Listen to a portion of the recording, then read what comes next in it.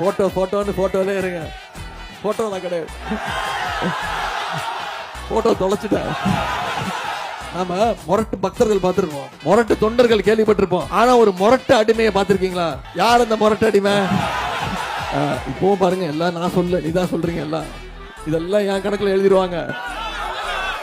அது மட்டும் தான் சொன்னேன். மோடியுடைய நம்பர் 1 முரட்டு அடிமை திரு எடப்பாடி பழனிசாமின்னு நான் சொல்ல, மக்கள் சொன்னாங்க. அதுக்கு என்கிட்ட கோச்சிக்கிட்டாரு. என்ன தெரியுமா சொன்னாரு? உதயநிதிக்கு எந்த அனுபவம் கிடையாது, அனுபவமே இல்ல அப்படின்னாரு. நான் சொன்னேன், ஆமா எனக்கு அனுபவம் கிடையாது, உங்க அளவுக்கு எனக்கு அனுபவம் கிடையாது, இந்த அனுபவம் எனக்கு கிடையாது அப்படின்னு.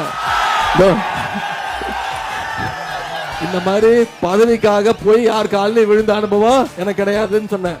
யாருக்கிட்டையும், குறிப்பா சங்கி கூட்டத்துக்கிட்ட பயப்படுற அனுபவம் எனக்கு கிடையாதுன்னு சொன்னேன். இதுதான் சொன்னேன். இதுதான் பெரிய கேஸ் ஆயிடுச்சு.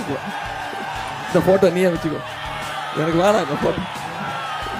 பாருங்க, எனக்கு இந்த போட்டோக்கு சம்மதம் கிடையாது.